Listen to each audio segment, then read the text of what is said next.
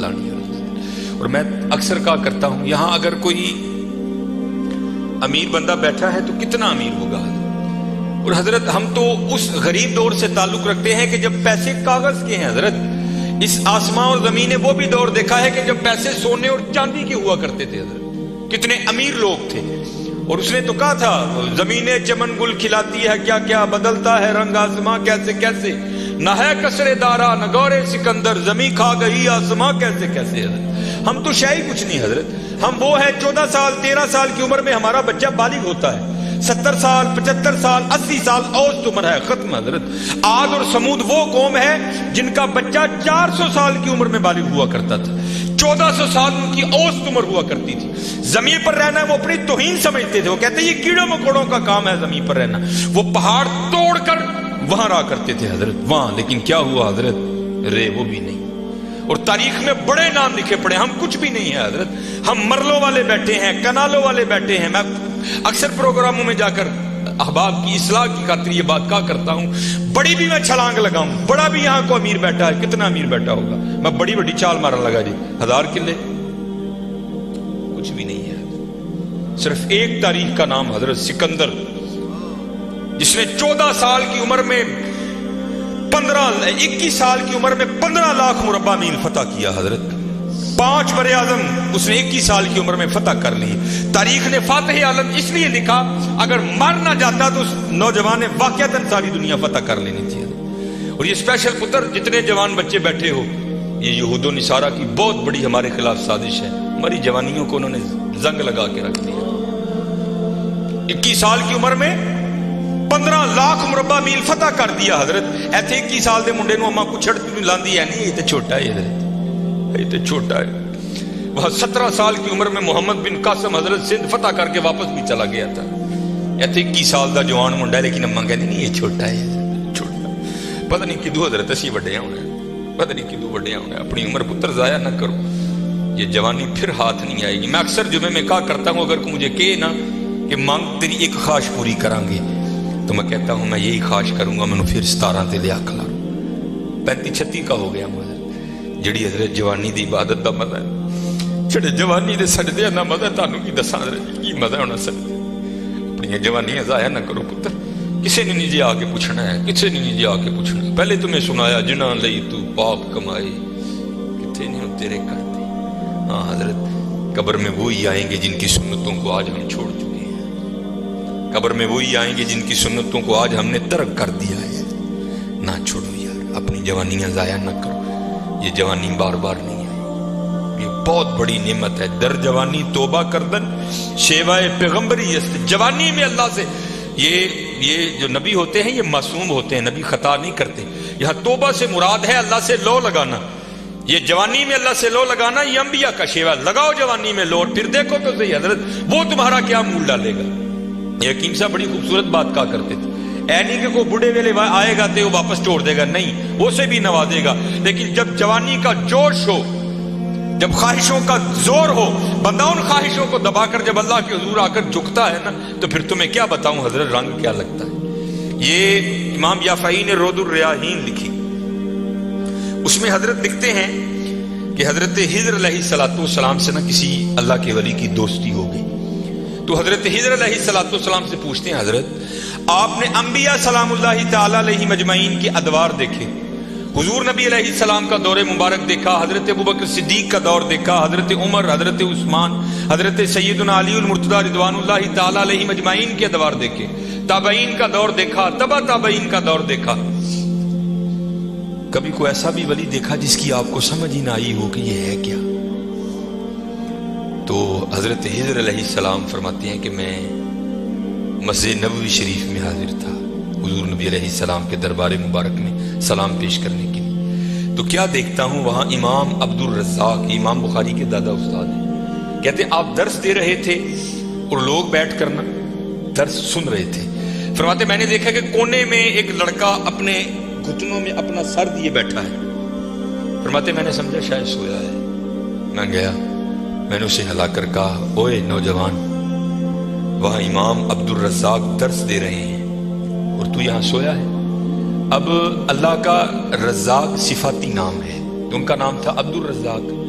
تو آپ فرماتے ہیں اس نے سر تو نہیں اٹھایا، لیکن مجھے جواباً کہتا ہے وہاں وہ بیٹھے ہیں جو رزاق کے ابد سے سن رہے ہیں. جو درس دے رہے تھے ان کا نام تھا عبد الرزاق، اور کہتے ہیں یہاں وہ بیٹھا ہے جو ڈائریکٹ رزاق سے سنتا ہے. فرماتے میں نے کہا عمر تھوڑی ہے، دعویٰ بہت بڑا کیتا.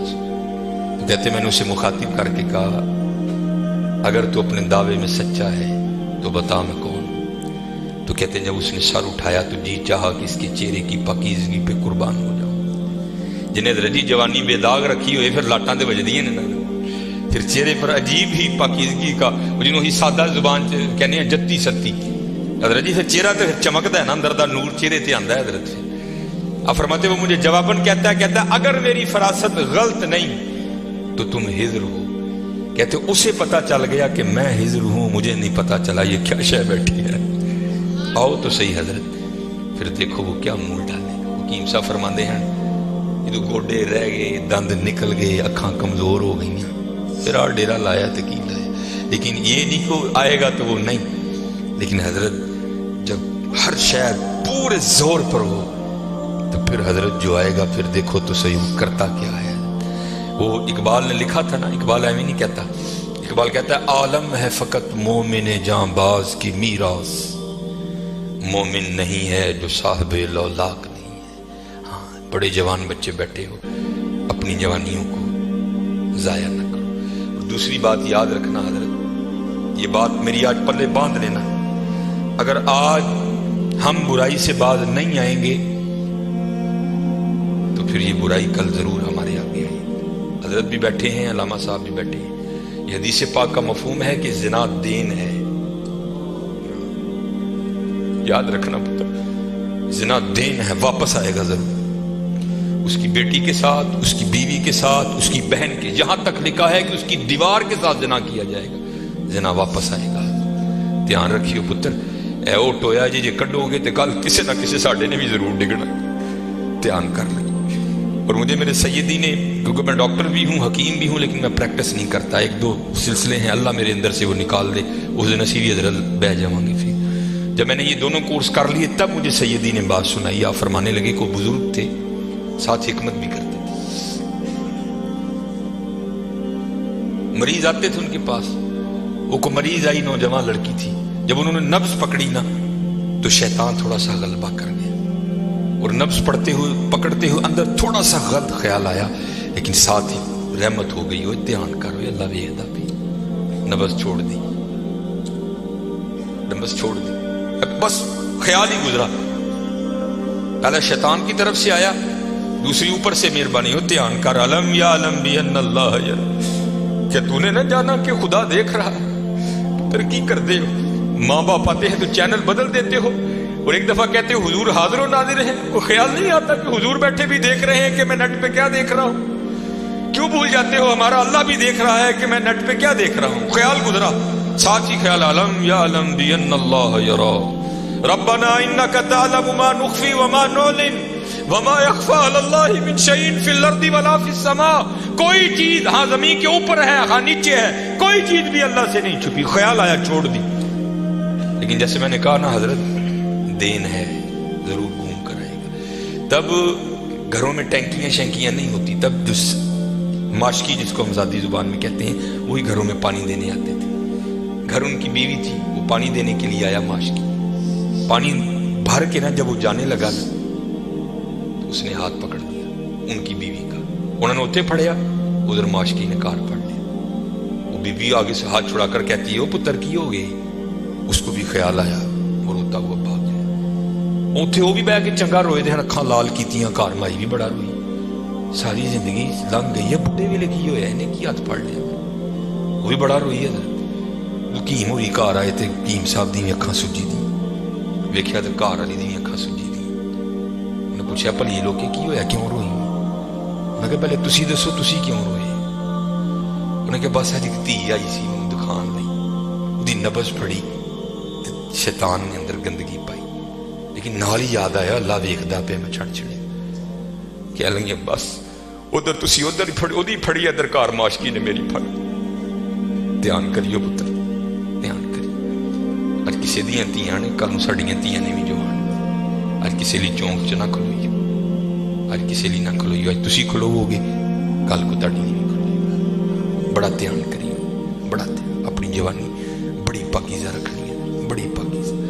और ज़िना से बचना। ये आगे अल्लामा साहब और मैं तकरीबन 1.5-2 घंटा बैठ कर यही रोते रहे हजरत कि सानू इंज दा फसाया है कि अज ज़िना आसान और निकाह इंतहाई मुश्किल कर छड़े। निकाह इंतहाई मुश्किल कर छड़े, इंतहाई मुश्किल कर छड़े। लेकिन बचने पड़ता, बचने। ज़िना एक ऐसा गंदा गुनाह है, मैंने हदीस मुबारक पढ़ी कि अगर किसी से ये गुनाह सरजद हो गया ना, उसने माफ़ी मांगी, अल्लाह ने उसे माफ़ कर दिया, लेकिन पता फिर भी उसको सज़ा क्या मिलेगी कि जन्नत में अल्लाह जल्ला शानहू जानी से कहेंगे कभी तू मेरे सामने ना आना। जानी को हमेशा के लिए दीदार इलाही से महरूम कर दिया जाए। और आज बस अल्लाह अपनी हिफाजत में रखे, बच के रहना है, इससे बड़ा बच। अपनी जवानियों को पाकीज़ा रखना है, अपनी जवानियों को पाकीज़ा रखना है।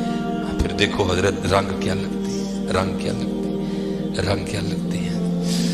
ये सिकंदर 21 साल की उम्र और 5 बरे आज़म फातेह।